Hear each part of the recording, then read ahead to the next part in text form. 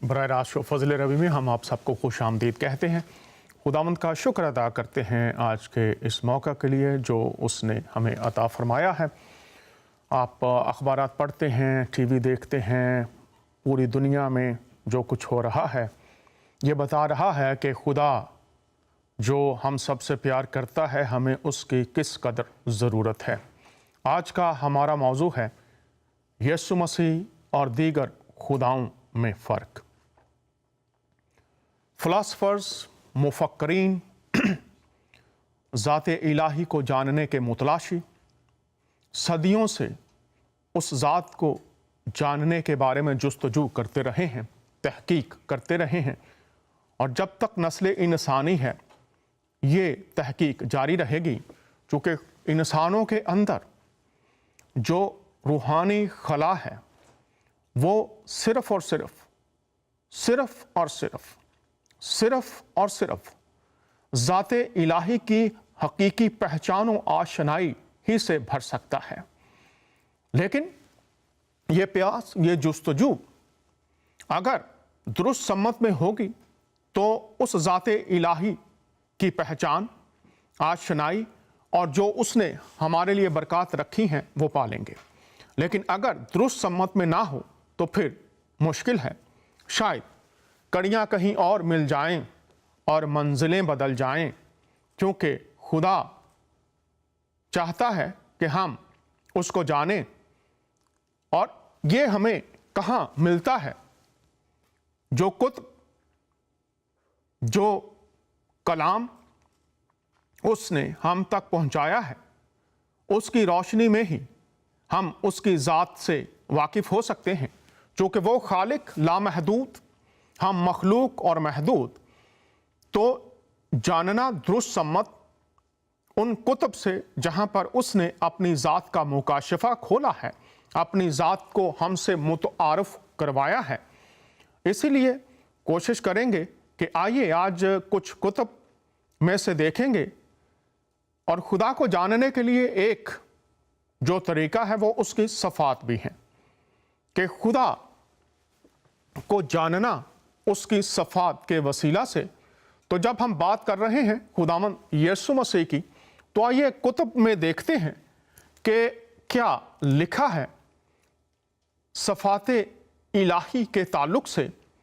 कुछ बातें होंगी, दीगर बातें भी होंगी। आज हमारे साथ दो मेहमान भी होंगे जो इस मौजू पर हमारे साथ शामिल गुफ्तगू होंगे। तो आइए ये आयात हैं, इनमें से यीशु मसीह की इलाही सफ़ात देखते हैं। पुराना अहदनामा है, नया अहदनामा है और कुरान से कुछ आयात होंगी। तो आइए पहले इन पर गौर करते हैं, फिर अपने मेहमानों से भी मुतारफ़ करवाऊंगा। पहले तो खुदा के बारे में देख लें कि खुदा का जो आम लफ्ज़ खुदा है उसका मतलब है आका, हाकिम, मालिक। और दीगर ज़ुबानों में अगर पढ़ें, किसी ने लिखा था फ़ारसी में अपना ज़ाती वजूद रखने वाला, कायम ज़ात जो अपने वजूद को, कायम बिल ज़ात जो अपने वजूद को कायम रखता है। तो खुदा मालिक है, हाकिम है, आका है और वो मौजूद है। ये खुदा के नाम का मतलब। और देखेंगे भी दीगर जो नाम हैं उनको भी देखते हैं, लेकिन पहले ज़रा यहाँ पर जो इलाही सफ़ात हैं उनको देख लें। उसके बाद इस्लामिक इंसाइक्लोपीडिया है, इसमें जो लफ्ज़ अल्लाह है उसको भी देखेंगे, और फिर तीन नाम जो हमें हिंदुइज़्म में मिलते हैं उनको भी देखेंगे। तो आइए पहले ये सफ़ात देख लें, फिर उस तरफ चलते हैं। तो आइए पहली स्लाइड देखते हैं।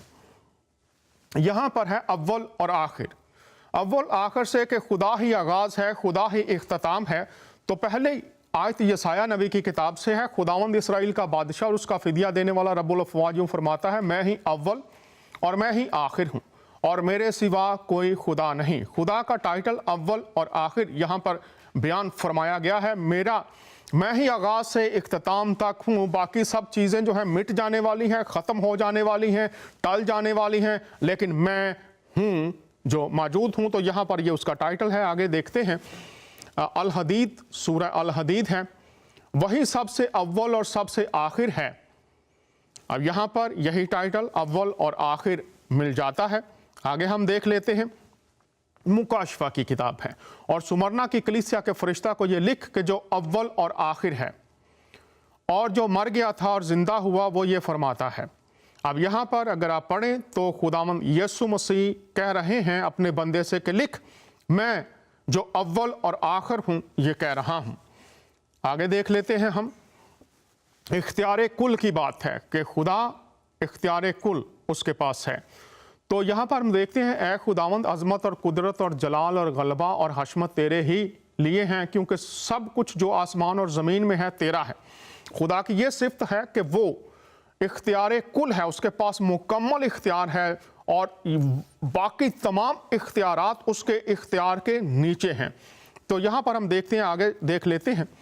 सूरह अल हदीद दूसरी आयत है, उसी के लिए आसमानों और ज़मीन की बादशाहत, बादशाह जो इख्तियार रखता है, वही जलाता और मारता है और वो हर चीज़ पर बड़ा कादर है। उसका इख्तियार है सारी चीज़ों पर, कुल कायनात पर, तमाम कुदरतों पर उसका इख्तियार है। मत्ती की अंजील में यीशु मसीह फरमाते हैं, यीशु ने पास आकर उनसे बातें की और कहा कि आसमान और ज़मीन का कुल इख्तियार मुझे दिया गया है, कुल इख्तियार मेरे पास है। आगे देख लेते हैं, जिंदगी और मौत का इख्तियार इस्तिस्ना की किताब है। सो अब तुम देख लो कि मैं ही वो हूं और मेरे साथ कोई देवता नहीं, मैं ही मार डालता और मैं ही जलाता हूं। यहां पर इख्तियार जिंदगी का और मौत का हमें नजर आता है। आगे देख लेते हैं, सूरह अल हज है। यहां पर लिखा है, ये सब कुछ इसलिए होता रहता है कि अल्लाह ही सच्चा खालिक और रब है और बेशक वही मुर्दों बेजान को जिंदा जानदार करता है और यकीनन हर चीज पर बड़ा कादर है। जिंदा करता है, ये उसकी सिफ्त है। मुर्दों को जिंदगी देना उसका काम, लेना उसका काम।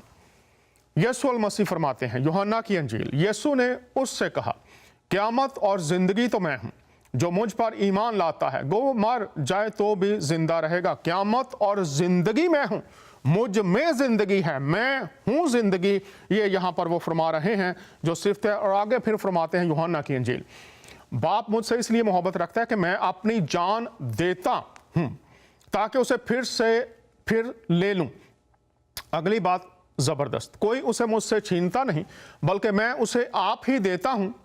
जो मालिक है जिंदगी का, जो जिंदगी है, मैं आप ही उसे देता हूं। मुझे उसे देने का भी इख्तियार, लेने का भी, इसके देने का भी इख्तियार है और उसे फिर लेने का भी इख्तियार है। ये हुक्म मेरे बाप से मुझे मिला है। मेरे पास इख्तियार है जिंदगी देने का और लेने का। आल इमरान 49 में देख लेते हैं। यहाँ पर पूरी आयत में से कुछ हिस्से पढ़ूंगा। यहाँ पर लिखा है, तुम्हारे लिए रब की जानब से एक निशानी लेकर आया हूँ, तुम्हारे लिए मिट्टी से परिंदे की शक्ल बनाता हूँ। अगर आप देखें, आदम का बनाया जाना कुरान में वाज़े है, बाइबल में वाज़े है कि मिट्टी से इंसान बनाया गया। यहाँ पर हम देखते हैं वही सिफ्त हमें नज़र आ रही है, मिट्टी से परिंदे की शक्ल। और फिर लिखा, उसमें फूंक मारता हूँ। और पैदाइश की किताब, खुदा ने अपना दम फूंका, दम, हवा, रूह का मतलब भी दम भी है, हवा भी है, उस तरफ जाना नहीं चाहता। खुदा का दम जो जिंदगी बख्शता है। यहाँ पर हम देखते हैं मिट्टी में जिंदगी, तो खुदा की सिफ्त है जिंदगी देना। मिट्टी में जिंदगी नहीं है, लेकिन उस मिट्टी में जब खुदा का दम आ जाता है, खुदा की तरफ से जिंदगी फूंक दी जाती है, तो लिखा है वो परिंदा उड़ने वाला परिंदा हो जाता है। फिर लिखा है जो बीमार है उनको शिफा बख्शता हूं। आगे लिखा है मुर्दे को जिंदा कर देता हूं। फिर आगे, तुम जो कुछ तुम खाकर आए हो और जो कुछ तुम अपने घरों में जमा करते हो, तुम्हें सब कुछ बता देता हूं। ये सारी सफाते इलाही हैं। मुर्दे को जिंदा कर देता हूं, इख्तियार। आगे देख लेते हैं, खुदा ताला नूर है। यहां पर यसाया की किताब, बल्कि खुदावंद तेरा अबदी नूर है। नूर रोशनी जिंदगी को जाहिर करता है, अबदी नूर है, हमेशा से हमेशा तक रहने वाला नूर, तारीकियों को दूर करने वाला, अंधेरों को, जहालतों को, मौत को, अबलीस को भगा देने वाला नूर। और ये खुदा की ज़ात है। जहाँ खुदा है, ये नूर उस जगह से तारीकियों को दूर करता है। आगे देख लेते हैं, सूरह अल नूर है और यहाँ पर भी कुछ हिस्सा पढ़ूंगा। अल्लाह आसमानों और ज़मीन का नूर है। जहां पर खुदा है वहां पर तारीकियां भागती हैं।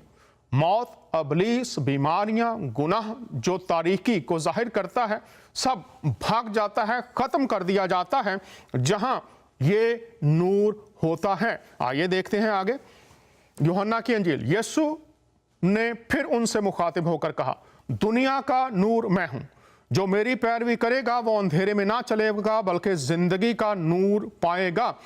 इस नूर में इंसान के लिए नजात, शिफा, जिंदगी, खुदा के साथ हमेशा की बादशाहत में रहने का हक इस नूर से मिलता है। और मसीह ने कहा, मैं दुनिया में आसमान से नूर बनकर आया हूं, जो मेरी पैरवी करेगा वो अंधेरे में ना चलेगा बल्कि जिंदगी का नूर पाएगा।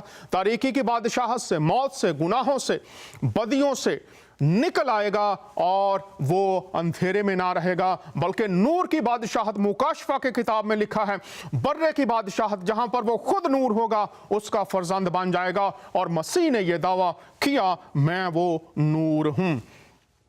हक सच की बात फिर कर लेते हैं। खुदा ही सच्चाई है, खुदा ही हक है।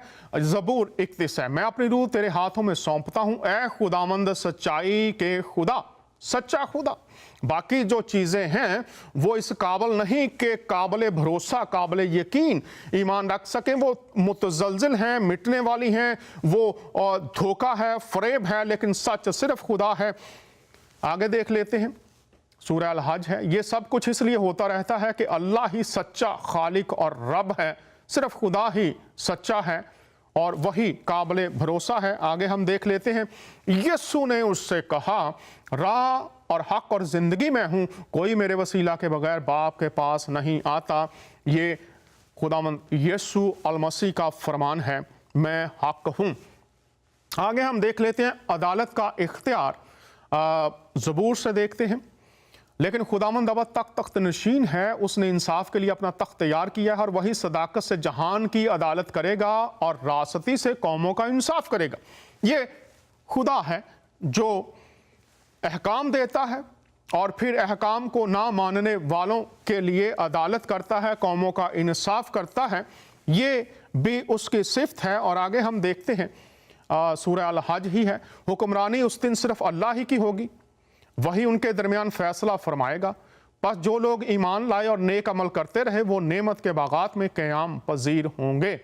हुक्मरानी सिर्फ अल्लाह ही की होगी, वो इंसाफ करेगा, वो फैसला करेगा। आगे हम देख लेते हैं मत्ती की अंजील में फरमाने यीशु मसीह, जब इब्ने आदम अपने जलाल में आएगा और सब फरिश्ते उसके साथ आएंगे, तब वो अपने जलाल के तख्त पर बैठेगा और सब कौमें उसके सामने जमा की जाएंगी और वो एक को दूसरे से जुदा करेगा जैसे चरवाहा भेड़ों को बकरियों से जुदा करता है। आगे देखते हैं, फिर वो अपनी बाईं तरफ वालों से कहेगा, मलाउनो मेरे सामने से उस हमेशा की आग में चले जाओ जो अबलीस और उसके फरिश्तों के लिए तैयार की गई है। तो अदालत हम देखते हैं यहाँ पर कि वो यीशु मसीह के पास इख्तियार है। आगे है आलमुल गैब, जो गैब की बातें जानता है। आइए देख लेते हैं, सलातीन की किताब है, तू तो आसमान पर से जो तेरी सुकूनत का है सुनकर मुआफ कर देना और ऐसा करना कि हर आदमी को जिसके दिल को तू जानता है, खुदा जानता है। और हजरत दाऊद भी फरमाते हैं, तू मेरे दिल को दूर ही से मेरे ख्यालों को जानता है। उसी की सारी रविश के मुताबिक बदला देना, क्योंकि फ़क्त तू ही सब बनी आदम के दिलों को जानता है। खुदा है जो सब कुछ जानता है। आगे देख लेते हैं, सूरह अल इमरान है, आखिरी हिस्सा आयत का पढ़ेंगे। और अल्लाह सीनों की बात खूब जानता है, ये उसकी सिफ्त है, खुदा जानता है। आगे देख लेते हैं, और फिलफुर यीशु ने अपनी रूह से मालूम करके कि वो अपने दिलों में यूं सोचते हैं, उनसे कहा, तुम क्यों अपने दिलों में ये बातें सोचते हो। तो यहाँ पर भी हम देखते हैं कि यीशु मसीह फरमा रहे हैं मरकज़ की अंजील में। और आगे देख लेते हैं, दुआओं का सुनने वाला, मैं उस आदमी की तरह हूं जो अपने अयूब की किताब से अपने पड़ोसी के लिए हंसी का निशाना बना। मैं वो आदमी था जो खुदा से दुआ करता और वो उसकी सुन लेता था। रास्त और कामिल आदमी हंसी का निशाना होता है। मैं खुदा से दुआ करता और वो मेरी सुन लेता था। आगे देखते हैं, सूरह अल बकरा है, यहाँ पर है, मैं पुकारने वाले की पुकार का जवाब देता हूँ। जो भी मुझे पुकारता है, दुआ करता है, मैं उसका जवाब देता हूँ। आगे देख लेते हैं। यीशु मसीह फरमाते हैं, अगर तुम मुझ में कायम रहो और मेरी बातें तुम में कायम रहें तो जो चाहो मांगो तुम्हारे लिए हो जाएगा। फिर आपने फरमाया, उस दिन तुम मुझसे कुछ ना पूछोगे, मैं तुमसे सच कहता हूं कि अगर बाप से कुछ मांगोगे तो वो मेरे नाम से तुमको देगा। अब तक तुमने मेरे नाम से कुछ नहीं मांगा, मांगो तो पाओगे ताकि तुम्हारी खुशी पूरी हो जाए। मसीह खुद कहते हैं, जो कुछ मेरे नाम से चाहोगे मैं तुम्हारे लिए करूंगा, लिखा है। और फिर जो मेरे नाम से मांगोगे वो तुम्हारे लिए बाप करेगा। अब जो सिफ्त है, जो हमने बात की, सिफ्त से मुराद है खूबी, खसलत, तारीफ, खासियत या आदत। और जब अल्लामा इकबाल लिखते हैं तो आपने फरमाया था खुदा के बारे में, उसको जानने की तड़प के बारे में, कभी यह हकीकत मुंतज़िर नजर आ लिबासे मिजाज में कि हजारों सिजदे तड़प रहे हैं मेरी जबीने नियाज में। वो कह रहे हैं कि ऐ खुदा, कभी हकीकत के बरअक्स नजर आ हम पर जाहिर हो और हम तुझे सिजदा करें, ये इसमें पाया जाता है। और जब सफ़ात की बात की जाती है, तो जब उलमा बात करते हैं तो उलमा कहते हैं कि दो तरह की अल्लाह की सफ़ात हैं। एक वो हैं जो जाहिर हैं, जैसे उसका इल्म है, कुदरत है, इरादा है, कलाम है। ये ज़ाहिरी सफ़ात हैं जिनसे हम उसको जानते हैं। और इस्लामी उलमा जो दूसरी किस्म बयान करते हैं वो कहते हैं वो खफा, खुफिया और अबहाम वाली सफ़ात हैं। जैसे कि वो मिसाल देते हैं कि मुंह है, हाथ है, आंखें हैं, वो अर्श पर बैठा हुआ है, ये हम जान नहीं सकते। अबहाम, मुबहम, जो खुली हुई नहीं है, खुफिया हैं। और फिर पहली जो सिफ्त बयान की गई वो वाज़े हैं, साफ़ हैं, जैसे उसकी कुदरत को देखकर हम जानते हैं, उसने जो कलाम दिया है उसमें से जो बातें हम समझ सकते हैं। तो जब हमने आज ये जो सफ़ात हैं इनकी बात की है, हमने देखा है कि वो सफ़ात हैं मौजूद खुदावंद यीशु मसीह में, तो कुतुब में तो है। लेकिन लोग अक्सर अपने इल्म या अपनी अकल या आपने जो तालीम कहीं से हासिल की है उसकी रोशनी में ही खुदा के कलाम को समझना चाहते हैं। तो हमारे साथ जो पहले मेहमान हैं उनसे मैं मुतारफ़ करवाना चाहता हूँ। अरसा दराज से इल्म इलाही की खिदमत कर रहे हैं। और अगर हमें आज हम ये ना कर पाए टॉपिक पूरा, तो फिर अगले हफ्ते इसी टॉपिक को जारी रखेंगे। वो खुदावंद के कलाम को समझते हैं, खुदा ने अपने भेदों को उन पर खोल रखा है। मुतारफ़ करवाना चाहता हूँ जनाब डॉक्टर प्रोफेसर शशि जतियानी साहब। शशि भाई, कैसे हैं आप? जी बढ़िया। यीशु मसीह के नाम में आप सबको सलाम और उसकी बरकत आप सब पर है, उसका फजल आपको दिखे। बहुत शुक्रिया।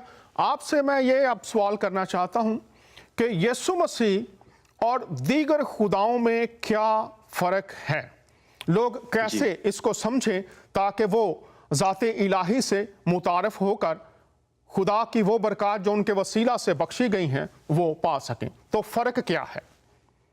जी बहुत अच्छा सवाल है, मेरी ज़िंदगी से भी ताल्लुक़ रखता है। बचपन में मेरे मन में ये सवाल उठता था कि हम गीत सुनते थे। मैं इंडिया का हूँ, गांधी जी का वहाँ पर बहुत असर रहा है, उनके सोच विचार का। तो हम लोग को सिखाया गया था कि अल्लाह, राम, ईसा मसीह सब एक हैं। लेकिन मैं जब बड़ा हो रहा था तो मैं देखता था कि उनमें कुछ फ़र्क नज़र आते थे मुझे। और मुझे लगता था कि सब एक कैसे हो सकते हैं जब उनके जो पैरोकार हैं, जो उनके शागिर्द हैं, वो अलग-अलग काम करते हैं, अलग-अलग तरीका है उनका ज़िंदगी जीने का। और जो गहराई की बातें हैं, जो पाप से, जो गुनाह से रिलेटेड बातें हैं, उनमें भी उनका जो जो हल होता था, मसले का हल होता था, वो अलग होता था, फ़र्क होता था।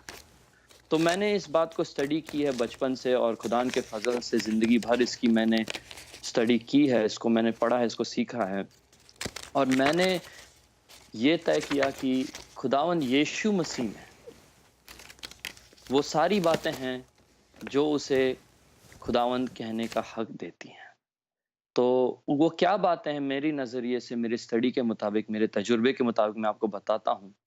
सबसे और मैं बहुत शुक्रगुज़ार हूँ डॉक्टर साहब आपका कि आपने जो सारी आयतें पढ़ी हैं, बाइबल से और कुछ कुरान से भी जो यीशु मसीह के बारे में कि जो उनके जो क्लेम्स हैं, जो दावे उन्होंने खुद के बारे में किए, इस बात को साफ तस्दीक करती हैं कि वो खुद खुदावंद हैं।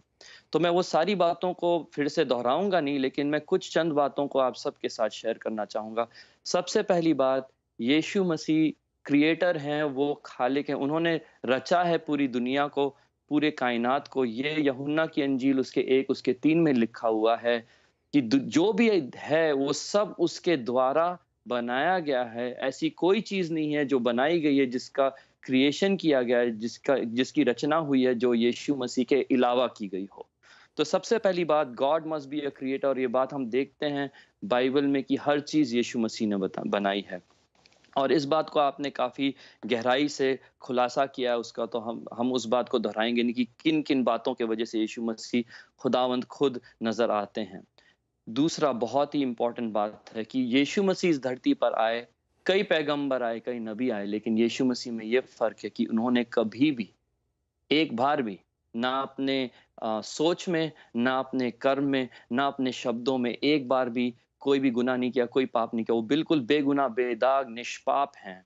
और इस बात को कई जगह से आप इसका सबूत पा सकते हैं। मुझे इब्रानियों के 4 अध्याय में इस बात को पूरा बताया गया है साफ-साफ कि यीशु मसीह हर आज़माइश से गुज़रे, लेकिन एक बार भी उन्होंने गुनाह नहीं किया। हालाँकि उन पर वो सारा प्रेशर था, जो इंसानों के लिए जो जो हर हर इंसान पर आता है, फिर भी एक बार भी उन्होंने कभी पाप नहीं किया।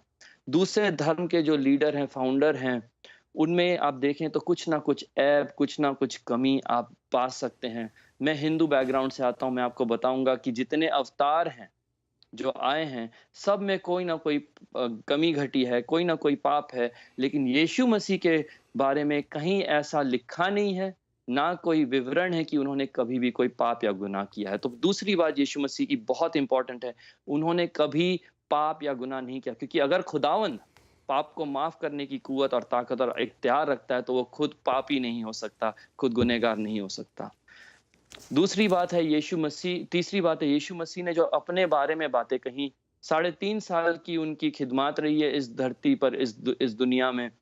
जब वो रहे 30 साल तक उन्होंने अपना काम किया, एक बढ़ई, एक मिस्त्री का काम, लेकिन जब 30 साल की उम्र के हुए, तो उन्होंने अपनी मिनिस्ट्री शुरू की। उस दौरान उन्होंने बहुत सी शिक्षाएँ, टीचिंग्स दी हैं, और उनके दौरान उसके दौरान खुदावंद यीशु मसीह ने अपने बारे में बहुत सी बातें कही हैं, जो इस बात को तस्दीक करती हैं कि वो खुद खुदा हैं। क्योंकि और कोई नहीं है जिसने कहा कि मैं ही खुदा हूँ, मुझ में खुदा है, मैं खुदा के बराबर हूँ। और किसी ने नहीं कहा कि मैं ही सत्य हूँ, मैं ही सच्चाई हूँ। और किसी ने नहीं कहा कि मैं अकेला रास्ता हूँ, मैं अकेला जीवन हूँ, मैं अकेला पुनरुत्थान यानी कि रिज़रेक्शन हूँ, मैं दुनिया की नूर हूँ। और मैं ये सारी बातें जब यीशु मसीह अपने बारे में कहते हैं, तो वो कहते हैं कि मैं खुदावंद हूँ। ऐसा कोई और पैगंबर नहीं है जिसने ये दावा किया कि मैं खुद खुदावंद हूँ। आजकल लोग कहते हैं कि यीशु मसीह ने ऐसा कभी नहीं कहा। मैं उनसे कहूँगा मत्ती के 11:28 को आप पढ़ें, तो उसमें आपको दिखाई देगा यीशु मसीह क्लेम कर रहे हैं, इस बात को खुद इसका दावा कर रहे हैं कि वो खुदावंद खुद हैं। चौथी बात ये है कि उन्होंने एक बहुत फ़र्क काम किया है। जितने अवतार आए, हिंदुओं में एक एक कहावत है कि जब-जब धरती पर गुनाह हुआ है या पाप बढ़ा है, तब-तब हरि परमेश्वर ने अवतार लिया है ताकि पापियों का नाश करे। यीशु मसीह पापी, गुनहगार को मारने, उसका विनाश करने नहीं आए। वो इसलिए आए ताकि वो पाप का हल निकालें और पापियों को बचाएँ। कैसे किया यीशु मसीह ने ये? गलातियों के 3 में लिखा है कि उसने हमारी तरफ से कीमत अदा की है, खुद कुर्बान हो गया। क्योंकि वो निष्पाप था, बेगुनाह था। जब वो कुर्बान हुआ, तो उसकी कुर्बानी हमारे लिए एक ज़रिया बन गया कि हम माफ़ी पाएँ और नजात के हकदार बने, अगर हमने उस पर ईमान डाला है। तो ये भी बहुत फ़र्क है यीशु मसीह में। गुनाह का क्या हल है, उस मसले का क्या हल है? यीशु मसीह ने साफ़ इस बात को अपनी ज़िंदगी के द्वारा दिखाया है कि गुनाह के ऊपर फ़तह पाने के लिए आपको माफ़ी चाहिए। माफ़ वही करेगा जिसने कभी गुनाह नहीं किया, लेकिन वो आपकी तरफ से दाम अदा कर दे, कीमत भर दे। तो यीशु मसीह ने अपनी कुर्बानी के द्वारा ये किया, जो किसी और ने नहीं किया। चौथी बात हम देखते हैं कि जो जो पांचवी बात सॉरी जो हम देखते हैं यीशु मसीह के द्वारा उनके थ्रू से जब वो 3.5 साल यहाँ खिदमत किए जिसका खुलासा दिया हुआ है अंजीलों में, उन्होंने कुछ ऐसे काम किए हैं जो कोई और नहीं कर सकता। वो है उन निसर्ग पर, नेचर पे उनका इख्तियार था। उन्होंने एक तूफान को रोक दिया। मरकुस के 4 में से आप पाते हैं। मत्ती के 8 में आप देखते हैं कि उन्होंने हर बीमारी को चंगा किया, हर बीमार को उन्होंने बिल्कुल शिफा दी है। वहीं उसी मत्ती के 8 में आप देखते हैं कि अबलीस से पीड़ित, जो दुरात्माओं से पीड़ित लोग हैं, उनको उन्होंने रिहा किया है। तो उनके पास ताकत, कुव्वत, इख्तियार था निसर्ग के ऊपर, बीमारियों के ऊपर, दुरात्माओं के ऊपर। मत्ती के 9 में लिखा है कि उनके पास अधिकार है कि वो पाप माफ करे। वो खुद अपने बारे में ये कहते हैं, यानी कि इंसान को माफी देने का इख्तियार उसमें है। और लाजार को यूहन्ना 11 में जब यीशु मसीह ने जिलाया था, मुर्दों से जी जिंदा शशि किया था, भाई, उसके कब्र से उसे शशि खड़ा भाई, किया था, तो आप देखते हैं कि उनका डॉक्टर साहब इख्तियार आपसे है दरखास्त करूंगा, मौत पर भी। एक मिनट मुझे दीजिए। आपने जब ये बात की कि उनको गुनाह माफ करने का इख्तियार है, तो मैं इसमें थोड़ा सा आपकी जो बातें हैं उनमें इजाफा थोड़ा सा कर दूं अपने मुसलमान बहन भाइयों के लिए।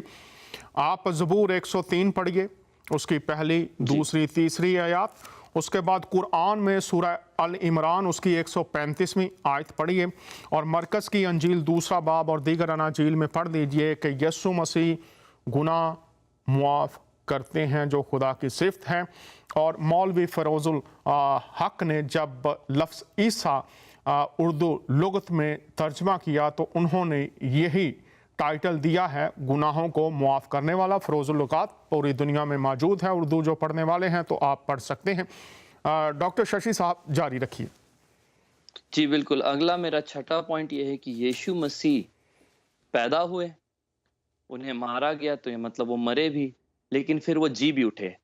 हर धर्म में, हर फिलॉसफी में ये है कि उनका जो लीडर है उसका एक बर्थडे है, जन्मदिन है, उसका एक मरण दिन है, लेकिन सिर्फ यीशु मसीह अकेला है जिसका एक जी उठने का भी दिन है, रेज़रेक्शन डे भी है उनका। और कोई ऐसा नहीं है जिसने मौत को हराकर फिर से जिंदा हुआ है मुर्दों में से। और ये क्यों बात जरूरी है, क्योंकि अगर यीशु मसीह मुर्दों से नहीं जी उठे तो पूरी मसीहत बेकार बन जाती है। द फल्क्रम ऑफ क्रिश्चियनिटी, जो जिस बात पर पूरी मसीहत टिकी हुई है, वो ये कि यीशु मसीह सिर्फ मरे नहीं, उन्होंने सिर्फ कुर्बानी नहीं दी, हमारे पापों का दाम अदा नहीं किया, उन्होंने मौत को हराया और आज जिंदा है। तो ये बात आप कहीं और नहीं पाएंगे, किसी और रिलीजियस लीडर में नहीं पाएंगे, किसी और फाउंडर, किसी और देव में नहीं पाएंगे कि उन्होंने मरने के बाद खुद जिंदा होकर सामने आए हैं। 500 से ज्यादा लोगों ने उनको देखा। कुछ लोगों ने इंडिविजुअली देखा, अकेले में देखा, कुछ लोगों ने ग्रुप में देखा। इस बात को लेकर ये लोग इतने खुश हो गए थे, इतने जोश में आ गए थे कि हालांकि उन पर तशद्दुद हो रही थी, उन पर दबाव था रोमी सरकार का, फिर भी उन्होंने रस्तों में जाकर इस बात को ऐलान किया, और कुछ लोगों ने अपनी जान दी है इस बात को बोलते हुए। तो अगर ये सचमुच यीशु मसीह उनके सामने नहीं आते थे तो क्यों अपने जान का खतरा मोलते। ये बात सही है कि यीशु मसीह ने मौत को हराया है। और वो दरअसल बात यह है कि हमें लगता है यीशु मसीह 2000 साल पहले पैदा हुए, फिर वो 33.5 साल जिए और फिर मर गए। लेकिन दरअसल बात यह है कि यीशु मसीह खुदावंद खुद हैं, आज से अंत तक वो खुदावंद हैं। वो वक्त के बाहर रहते हैं। इनफैक्ट यूहन्ना 8:28 में 58 में यीशु मसीह खुद कहते हैं कि इससे पहले कि इब्राहिम था, मैं हूं। This is a very powerful statement. Before Abraham was, I am. और इस बात को ये तस्दीक करती कि यीशु मसीह जो हमेशा थे, उन्होंने इंसानी रूप लिया, धारण किया, इस धरती पर आए, हमारे पापों के लिए, गुनाहों के लिए उन्होंने दाम अदा किया और फिर जी उठे, और आज स्वर्ग के सिंहासन पर, उस तख्त पर वो बैठे हैं। तो पूरा इख्तियार उनके हाथ में है। हर घुटना टेकता उनके सामने और कबूल करता कि वो खुदावंद खुदा है, वही प्रभु है। आखिरी बात मैं आपसे कहना चाहूंगा वो ये है कि आप सोचिए कि 3.5 साल जो उन्होंने काम किया इस धरती पर, उसका जो प्रभाव है, उसका असर जो है इतिहास पर, ह्यूमन हिस्ट्री पर, ह्यूमन सोसाइटी पर, वो अनमैच्ड है। उसकी तुलना, उसकी बराबरी किसी और की नहीं कर सकते आप। सिर्फ यीशु मसीह अकेले हैं जो 3.5 साल में उन्होंने ऐसा काम कर दिखाया है, इंसानी रूप में होते हुए, जो पूरी दुनिया बदल गई है उनके वजह से, उनके वसीला से। तो आप खुद देखें कि अगर इतने सारी बातें यीशु मसीह की हमने अभी सुनी हैं, अगर ये किसी और लीडर में आप पा सकते हैं, तो आप उसे फ़ॉलो करें। अगर आप नहीं पा सकते इन बातों को किसी और में, तो आपको सच्चाई और खराई दिखानी है यीशु मसीह के पीछे आने में। बहुत शुक्रिया प्रोफेसर शशि साहब ने बहुत तफसील के साथ इन बातों को बयान किया है। पूरी दुनिया में अगर जो लोग देख और सुन रहे हैं, किसी का कोई सवाल हो तो आप हमें कॉल कर सकते हैं। बहुत शुक्रिया डॉक्टर शशि साहब। अब मैं आपके सामने जो कलाम खुदा में एक सच्चाई खोली गई है हमेशा की ज़िंदगी के ताल्लुक से, वो आपके सामने रखना चाहता हूँ। यूहन्ना की अंजील के 14वें बाब से 16वें बाब तक हमारे मुसलमान बहन भाई अक्सर इन हवालों का जिक्र करते हैं, लेकिन 16वें बाब से आगे एक 17 बाब भी है और डॉक्टर जाकिर नाइक और दीगर उलमा जो हैं वो इन हवालों को बहुत ज़्यादा इस्तेमाल करते हैं। तो आइए 17 बाब में से देख लेते हैं।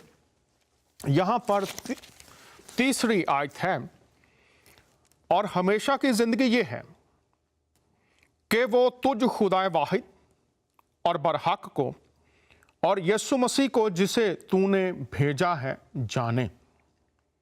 हमेशा की जिंदगी ये है, सदा कायम रहने वाली जिंदगी जो आदम की नाफरमानी से खो दी गई थी, अब वापस कैसे आ सकती है, इस राज को खोला गया है और कलाम खुदा है।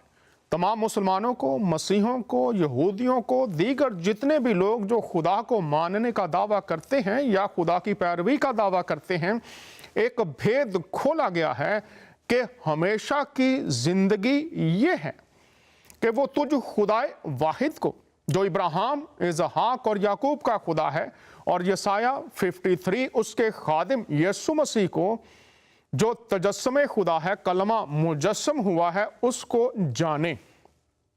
लेकिन जानने की बजाय एतराज़ात किए जाते हैं।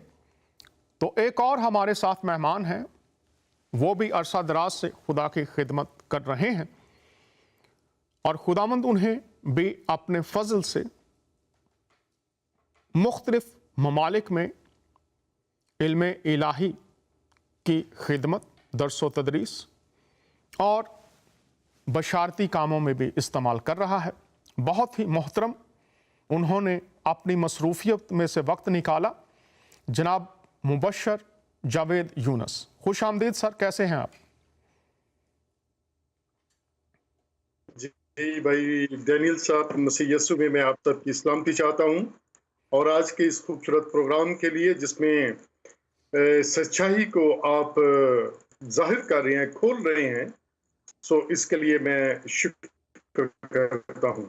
बहुत शुक्रिया जनाब। मेरा आपसे ये दरख्वास्त है कि जो मसीही तसव्वुर खुदा है और उस पर जो इतराज़ात हैं लोगों के, वो कैसे आप जो इतराज़ करने वाले हैं, मुतरज़ीन हैं, वो समझ सकें इन बातों को। तो आप कलाम खुदा की रोशनी में इसके बारे में क्या कहना चाहेंगे?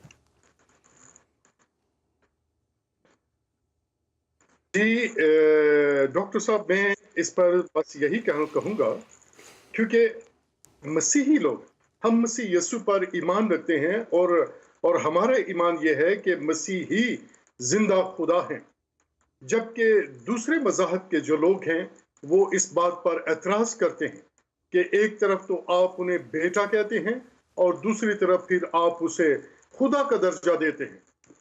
इसलिए क्योंकि इंसान जो है वो कोई दूसरा रूप नहीं ले सकता, क्योंकि इंसान जो है वो महदूद है, लेकिन खुदा जो है वो लामहदूद है। शायद कुछ ऑडियो की टेक्निकल जी जावेद यूनुस साहब, आप मेरी आवाज सुन सकते हैं? जी, मैं आपकी आवाज सुन सकता हूँ। जी बिल्कुल। तो मेरी दरख्वास्त होगी कि आप ऑडियो ले लें। अगर वीडियो के साथ जो राबता है वो तस्वीर के साथ नहीं पहुंच रहा तो फिर आप ऑडियो ले लें, लेकिन आप बात जारी रखिए। जी, शायद इस तरह से बेहतर है, कुछ आवाज बेहतर है। जी बिल्कुल बिल्कुल, बात कीजिए आप। जी, तो मैं ये अर्ज कर रहा था कि चूंकि इंसान जो है वो महदूद है, इंसान कोई और सूरत इख्तियार नहीं कर सकता, लेकिन खुदा जो है वो लामहदूद है और वो किसी रूप में भी इन इंसानों के दरमियान में आ सकता है। इसलिए लिहाजा जब खुदा को जरूरत महसूस हुई तो वो मसीह यस्सु की सूरत में, जिसे हम कलमा हक कहते हैं, वो कलमा मुजस्सम हुआ और उस कलमे की सूरत में वो इस दुनिया में आए और फिर इस दुनिया में रहकर, जिस तरह मेरे अजीज दोस्त मेरे भाई ने बड़ी खूबसूरत बातें की कि खुदाई मसीह जो हैं उन्होंने क्या किया, लोगों के गुनाहों को माफ किया।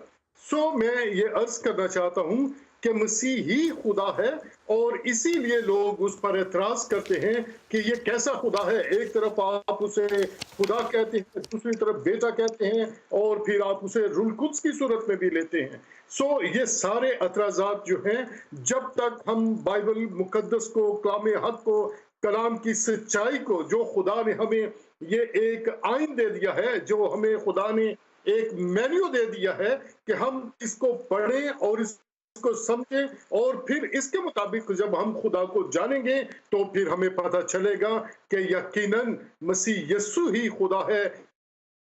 क्योंकि यूहन्ना की इंजील, जिसमें आपने बहुत खूबसूरत बातें बताई, उसके पहले ही बाप में जो खूबसूरत बातें लिखी हुई हैं वो मैं आपके सामने पढ़े देता हूं ताकि फिर समझने देखने वालों को समझना थोड़ा सा आसान हो जाए। लिखा है, इब्तिदा में कलाम था और कलाम खुदा के साथ था और कलाम खुदा, यही इब्तिदा में खुदा के साथ था।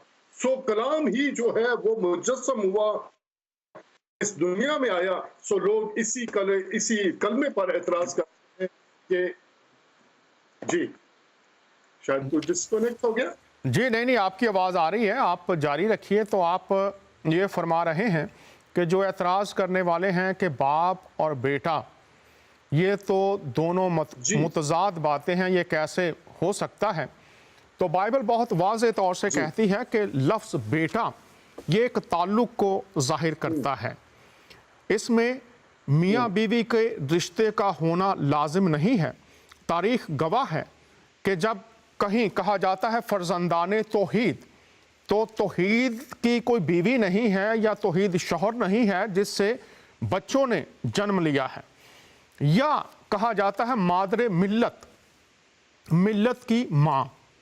तो सारी कौम जो है उसने उस खातून से, जिसको ये टाइटल दिया गया है, जन्म नहीं लिया है। इसी तरह से इब्ने शहरा कहा जाता है, शहरा का बेटा जो सफ़र ज़्यादा करने वाला शख्स होता है, उसके लिए ये लफ्ज़ इस्तेमाल किया जाता है। तो इससे मुराद ये नहीं कि जो रोड है, शहरा है, वो शौहर है या बीवी है और इस बच्चे ने जन्म लिया है। तवल्लद मियाँ बीवी के रिश्ते से पैदा होना। तो आज इस बात को भी वाज़े करना चाहते हैं कि ये एक ताल्लुक़ है, जैसे बाप और बेटे का रिश्ता है। जिस तरह से बाप की फरमाबरदारी में बेटा रहता है, जिस काम के लिए बाप भेजता है उसको वो करता है। और इसमें बड़ी बात ये है कि बेटे के अंदर बाप की सफ़ात हैं। अगर बंदर का बच्चा है तो उसके अंदर बंदर की सफ़ात पाई जाएंगी। अगर गधा है तो गधे की, इंसान का बच्चा है तो इंसान की। और अगर खुदा का रूह है, खुदा का कलमा है, तो फिर खुदा के रूह की सफ़ात। अगर कलमा है तो खुदा की सफ़ात। तो जब ये कहा जाता है, एतराज़ है कि जी बेटा और बाप कैसे हो सकते हैं, तो हम ये वाज़े कर देना चाहते हैं कि ये जिनसी ताल्लुक़ से नहीं है, ये सफ़ात की बात है। और यीशु मसीह ने वाज़े तौर पर फरमा दिया था कि बाप मुझ में होकर अपना काम करता है। अगर तुम इस बात को नहीं समझते तो जो काम मैं करता हूं उन कामों को देखो। जब मैं तूफानों को थमा देता हूं, जब मैं पानियों को साकत कर देता हूं, जब मैं जन्म के अंधे को शिफा दे देता हूं, जब मैं कोड़ियों को लाइलाज अमराज के दीगर तमाम लोगों को शिफा बख्श देता हूं, जब मैं मुर्दों को जिंदा कर देता हूं, तो ये मेरे काम देखो। और ये सफ़ात देखो। इंसान जो मखलूक है, क्या वो ये कर सकता है? और अगर कलमे में खुदा मुजस्सम होकर आता है और वो कहता है कि देखो मेरे कामों को देखो, तो ये ताल्लुक है और रिश्ता है कि जो बाप करता है वही बेटा करता है। और हजूर मसीह की जिंदगी जब वो इस जमीन पर थे, इस बात को साबित करती है। उन्होंने गुनाह मुआफ किए और बाकी वही काम जो खुदा कर सकता है आपकी ज़ाते अक़दस ने किए। जावेद साहब के साथ अगर राब्ता बहाल हो गया है तो जी जावेद साहब, और जो दीगर एतराज़ात हैं अगर आप उनका भी जवाब देना चाहें, उन पर बात करना चाहें।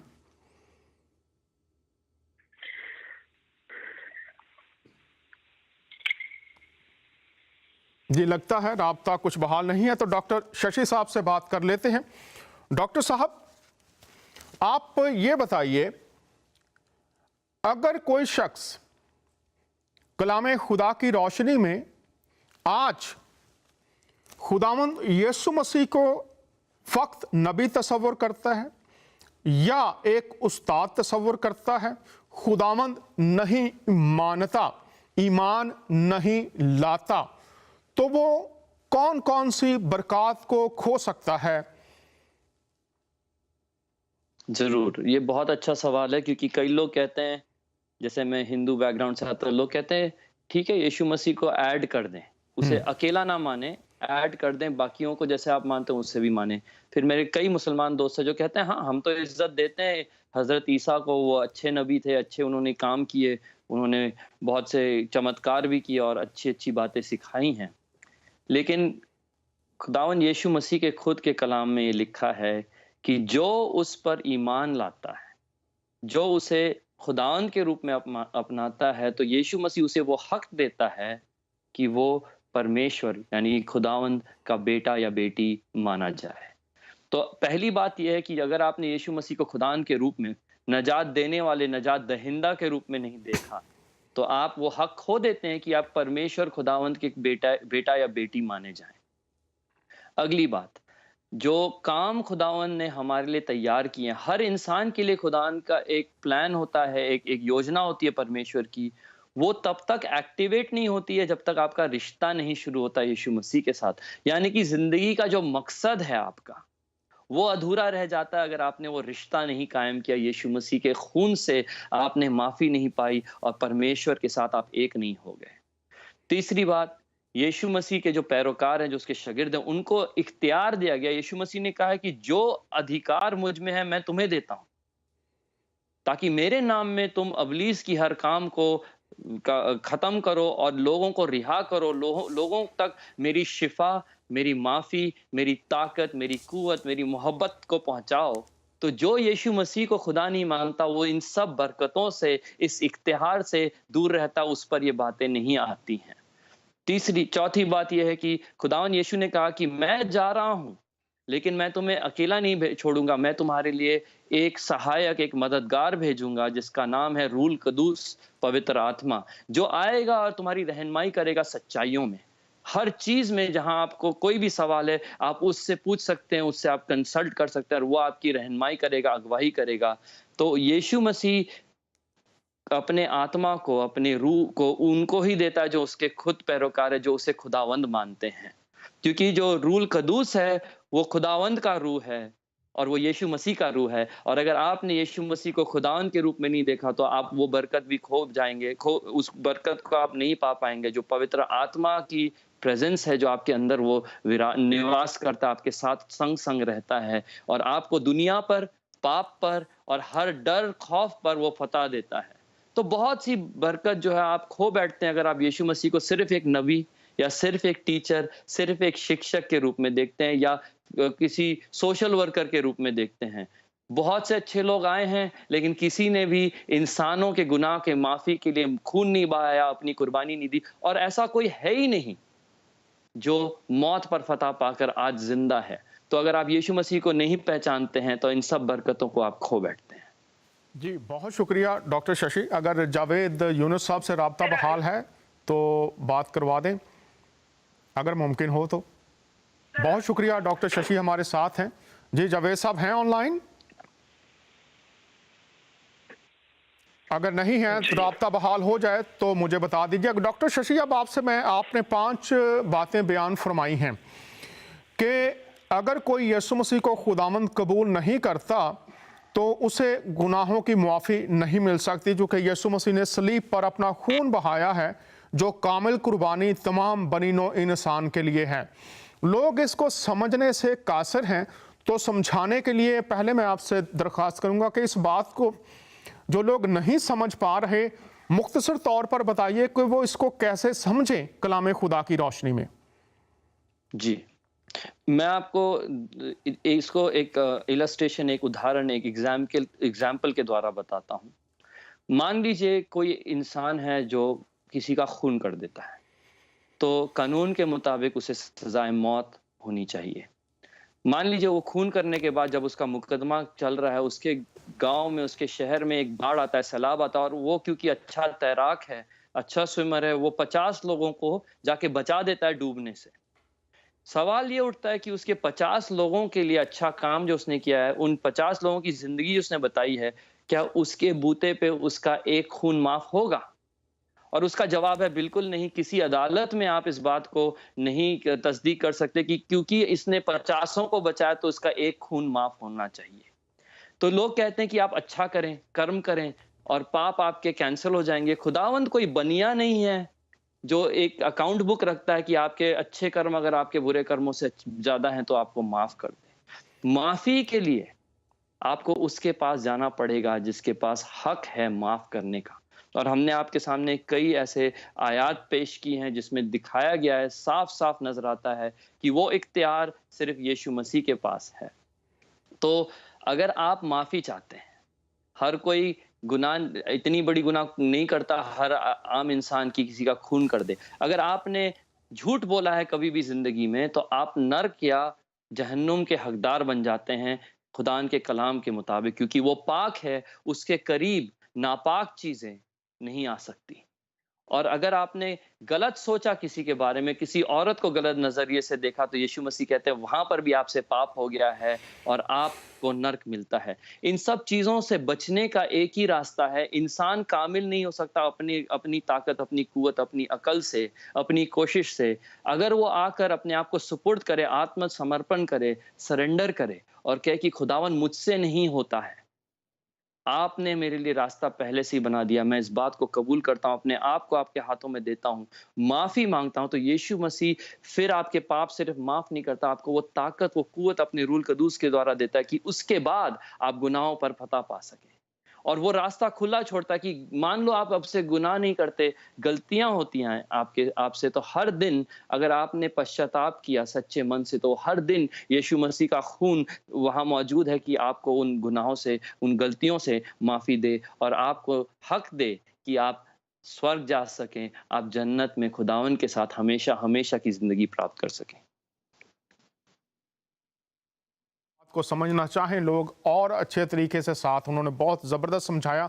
तो ईद कुर्बान मनाई जाती है, कुर्बानी देते हैं, और तसव्वुर पीछे ये है गुनाहों की कुर्बानी, तो खून बहाए बगैर मुआफ़ी नहीं है। और कामिल कुर्बानी खुदावंद यीशु अल मसीह के वसीला से हमेशा के लिए तमाम बनीनो इंसान के लिए दे दी गई है। गुनाह इंसान करता था, मरता जानवर था, तो खुदा ने इसमें वाज़े तौर पर इस भेद को खोला हुआ है कि जो जान गुनाह करेगी वो मरेगी। तो खुदा ने मुतबादल इवजी मुहैया किया। जानवर इवजी है इंसान की जगह पर, यीशु मसीह इवजी है तमाम गुनाहगारों की जगह पर, जो भी ईमान के वसीला से कबूल करता है। और अगर आप पुराने अहदनामा में चले जाएं तो फसा की ईद जब बनी इसराइल मिस्र में थे, तो वहां पर लिखा है कि जो मौत का फरिश्ता है उससे बचने की राह एक थी कि आप जो बर्रा ज़िबा किया गया है उसका खून चौखटों पर लगा दिया जाए। और खुदा ने जब खून को देखा तो मौत वहां से हटती चली गई। आज भी जो मसीह में आ जाता है वो जिंदगी मुआफ़ी पा जाता है। डॉक्टर शशि साहब ने ज़बरदस्त तरीके से इस बात को खोल दिया है। डॉक्टर साहब, आपने एक और बात की कि उसे हक़ फ़र्जंदियत मिलता है, वो खुदा का फ़र्जंद बन जाता है। हमारे पास तकरीबन 10 मिनट और हैं, तो मैं चाहूँगा कि इन पांचों बातों को हम वाज़े कर दें ज़रा। हक़ फ़र्जंदियत कैसे मिलता है, और उसके बाद मैं पूछूंगा, आपने कहा था इख्तियार मिल जाता है, आसमानी बादशाहत की जो आपको ज़मानत मिल जाती है, रूहुल कुद्स मिल जाता है। तो मैं चाहूँगा आप एक एक मिनट में, 1.5 मिनट में अगर बताएं हक़ फ़र्जंदियत कैसे मिलता है और इंसान खो सकते हैं। जी, बिल्कुल। तो हम सब जो बनाए गए हैं खुदावंद के बच्चे नहीं हैं, हम उसके क्रिएशन हैं, हम उसके क्रीचर्स हैं। मखलूक मुझे हैं, मखलूक हम हैं। उसके मखलूक हैं। लेकिन जो फर्जंद होता है, जो बेटा या बेटी होती है, उसका हक अलग होता है। वो हक सिर्फ यीशु मसीह दे सकता है, क्योंकि उसने ही वो रास्ता खोला है। वो कहता है कि मार्ग, सत्य और जीवन मैं हूँ, स्वर्ग का द्वार, जन्नत का दरवाजा मैं हूँ। मेरे अलावा स्वर्गीय बाप के पास, खुदावंद के पास कोई नहीं आ सकता। बहुत शुक्रिया तो क्यों डॉक्टर शशि। जी। हमारे साथ एक कॉलर है, माजरत आपको रोकूंगा, कॉल लेते हैं और फिर बात को जारी रखेंगे। जी, खुश आमदीद कहते हैं, बराह रास्त शो फजल रबी में बात कीजिए। साहब, नवीद मलिक मेरा नाम है और बहुत खूबसूरत आप प्रोग्राम कर रहे हैं और काफी अच्छा लग रहा है। खाक साहब सिर्फ ये कहना चाह रहा है कि आपका जो प्रोग्राम का मौजू है वो है यीशु मसीह और दीगर खुदाओं में फर्क। तो क्या यीशु मसीह को आप बतौर खुदा पेश कर रहे हैं? और अगर यीशु मसीह बहैसियत खुदा है तो फिर यीशु मसीह बहैसियत खुदा और खुदाओं में फर्क हो तो ये और ही अच्छा लगेगा। और अगर ऐसा ही है तो अभी तक तकरीबन 1 घंटे की आपकी गुफ्तगू में आपने क्या फर्क निकाला है? क्योंकि मैं ये जानना चाह रहा हूँ बहैसियत कलाम मुकद्दस के तालिब इल्म के, क्योंकि मेरी तरह कई और लोग जानना चाहेंगे। तो प्लीज थोड़ा सा इस पर एक दफा फिर रोशनी डाल दें। Thank you. जी बिल्कुल मलिक साहब, जो पहले डॉक्टर साहब ने बात की दीगर खुदाओं में फ़र्क, तो वो उन्होंने बताया कि वो गुनाह माफ़ नहीं कर सकते और वो आसमान की बादशाहत की ज़मानत नहीं दे सकते। तो तफसील उन्होंने पहले जब उन्होंने बात की दीगर खुदाओं में फ़र्क, तो उन्होंने ये बातें थोड़ी बताई हैं। लेकिन शुक्रिया आपने कॉल किया, और मज़ीद हम इस पर एक शो करेंगे जिसमें आपकी अगर कुछ तशनगी रह गई है तो वो भी हम कोशिश करेंगे कि वो तशनगी ना रहे।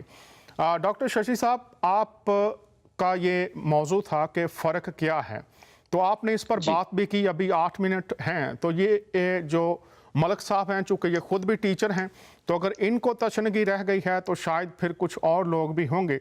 तो मैं ये वक्त आपको देता हूँ, 8 मिनट आपके पास हैं। वो उन्होंने ये किया कि बाहसियत खुदा और दीगर खुदाओं में फ़र्क क्या है।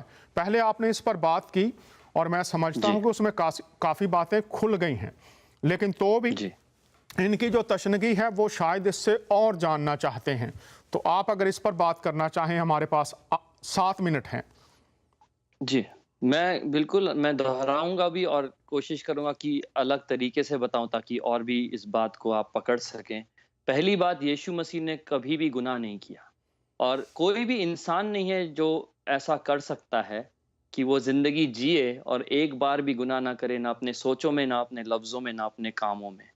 तो यहाँ पर बात मैं शशि भाई थोड़ा सा मैं यहाँ पर अब ऐड कर दूं, चूँकि बात अब इल्मी हो जाएगी तो फिर इससे बेहतर है अगर आप लोग, जो अभी आपने सवाल किया है, अगर आप देवी देवताओं के बारे में इल्म रखते हैं, रहनुमाओं के बारे में इल्म रखते हैं, तो जितने देवी देवता हैं उन देवताओं की कई बीवियाँ हैं, उनके मंदिरों में जिनाकारी होती थी, और ये बात बहुत तफसील से की जा सकती है। लेकिन यहाँ पर यही बात मैं ऐड करना चाहता हूँ, चूँकि सवाल आपने उठाया फ़र्क क्या है, तो फ़र्क बहुत वाज़े है कि यहाँ पर हम देखते हैं जब यीशु मसीह की बात की जा रही है तो उसमें गुनाह नहीं है। तो दीगर देवी देवताओं, उनमें गुनाह, और उनके पैरोकार जो बनते थे वहाँ पर मंदिरों में क्या क्या होता था वो कोई ढकी छुपी बात नहीं है। प्रोफेसर साहब जारी रखिए। दूसरी बात यह कि और कोई नहीं है जिसने दावे के साथ कहा कि मैं खुद खुदा हूं, और यीशु मसीह ने कई जगह, मैंने आपको बताया, कहा है, इस बात को तस्दीक किया कि मैं खुद परमेश्वर, गॉड, खुदा हूं। तो ऐसा और कोई है ही नहीं जिसने ये दावा किया है। जबरदस्त प्रोफेसर साहब, मैं थोड़ा सा इसके साथ ऐड कर देता हूं।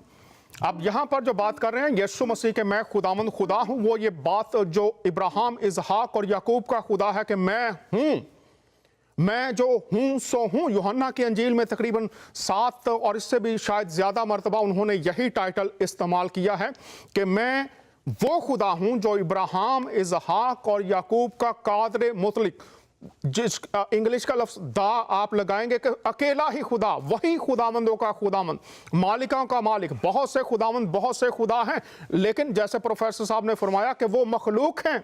यीशु मसीह खालिक खुदा है। मैं जो हूं सो हूं, यहोवा एलोहीम बदन में जब आता है तो वही अकेला कादर मुतलक खुदा है। बाकी तमाम खुदा जो फर्क है वो मखलूक हैं। यीशु मसीह कादर मुतलक खुदा है। प्रोफेसर साहब जारी रखिए। तीसरी बात ये बताना चाहता हूं कि यीशु मसीह अकेले हैं जिन्होंने सब इंसानों के गुनाह के लिए खुद कुर्बानी दी है। बाकी सब जो पैगंबर आए हैं, जो नबी आए हैं, जो फाउंडर्स ऑफ रिलीजन्स आए हैं, उन्होंने इंसानों को गुनाह करते हुए देखा तो उनको मारा, उनको हलाक किया उनके गुनाह की वजह से। यीशु मसीह अकेले हैं जिन्होंने खुद हलाक हो गए ताकि इंसान जो गुनहगार है बच जाए। ये बहुत ही बड़ा फर्क है जबरदस्त कि वो आए। जी शशि साहब, मैं यहां पर ऐड कर दूं इसके साथ, जब आप दीगर खुदाओं का मुतालिया करते हैं तो उनके पास वक्ती हाल हैं, अबदी हाल नहीं है, वक्ती हाल हैं। हर एक मसले का वक्त हमारे पास थोड़ा है। यीशु मसीह अबदी हाल पेश करते हैं, हमेशा से हमेशा तक गुनाहों की मुआफी, मुकम्मल तौर से कबूलियत और मुकम्मल तौर से हमेशा की जिंदगी की जमानत। दीगर खुदाओं का मुतालिया कर लीजिए, एक लफ्ज इस्तेमाल होता है इंशाअल्लाह, अगर खुदा ने चाहा तो, उसमें मुकम्मल जमानत नहीं है। जबकि यीशु मसीह हर तरह से मुकम्मल जमानत हर बात की देते हैं। जब स्लीप पर एक डाकू था तो उन्होंने कहा तू आज ही मेरे साथ फिरदौस में होगा। यीशु मसीह के पास मुकम्मल इख्तियार, मुकम्मल हर एक काम जो उन्होंने किया है, जबकि दीगर खुदाओं में शायद हो सकता है, शायद हो जाएगा, लेकिन यीशु मसीह मुकम्मल जमानत देते हैं। डॉक्टर साहब जारी रखिए। अगली बात यह है यीशु मसीह के बारे में कि उनके अंदर जो इख्तियार, जो ताकत, जो कुव्वत दिखाई देती है। जब वो इस धरती पर, इस दुनिया में थे, उन्होंने तूफान से कहा तू रुक जा, तो तूफान रुक गया। ऐसा कहीं इतिहास में, पूरी हिस्ट्री में ऐसा और कोई नहीं है जिसने ये काम किया है। आगे बढ़ते हम देखते हैं कि लाजार के कब्र के सामने यीशु मसीह आते हैं और लाजार को ऊंची आवाज में कहते हैं लाजार बाहर निकल। वो 4 दिन का मरा हुआ इंसान बाहर निकल आता है, उसका कफन बंधा होता है, उसके कफन को खोलते हैं और वो जीता है। उसके बाद मौत के ऊपर इख्तियार यीशु मसीह ने दिखाया जो किसी और के पास वो ताकत, वो कुव्वत, वो इख्तियार। बहुत शुक्रिया, बहुत शुक्रिया। प्रोफेसर साहब बात कर रहे हैं मौत के ऊपर इख्तियार यीशु मसीह का है। दीगर देवी देवता, दीगर खुदा मौत दे देते हैं, शराब, लानत दे देते हैं, लेकिन लानत से छुटकारा नहीं, मौत से जिंदगी नहीं दे सकते। वो सिर्फ यीशु मसीह ने ना सिर्फ करके दिखा दिया, बल्कि हमेशा से हमेशा तक उनके बारे में लिखा है यीशु मसीह कल, आज, बल्कि अब तक यकसा हैं। दीगर देवी देवता, कौमें आई, उनकी पूजा होती रही, आज उनका नामो निशान नहीं है। यीशु मसीह वाहिद खुदा है जिनके बारे में लिखा है वो कल, आज, बल्कि अब तक यकसा है। और जो कोई भी उनके पास आज भी आता है, जो कुछ उन्होंने जब जमीन पर थे किया, वो आज भी उसके लिए करते हैं। जबकि दीगर खुदा थे, खत्म हो गए, आते रहे हैं, आ रहे हैं, खत्म हुए, खत्म होते रहेंगे, लेकिन उसकी बादशाहत कोई इंतहा नहीं है। उसकी बादशाहत अज़ली और अबदी है। जावेद साहब और डॉक्टर शशि साहब, आपका बहुत शुक्रिया। अगले हफ्ते इसी मौजू पर गुफ्तगू जारी रखेंगे। इजाजत चाहते हैं, खुदावंद आपको बहुत बरकत दे। फिर आपसे अगले हफ्ते मुलाकात होगी।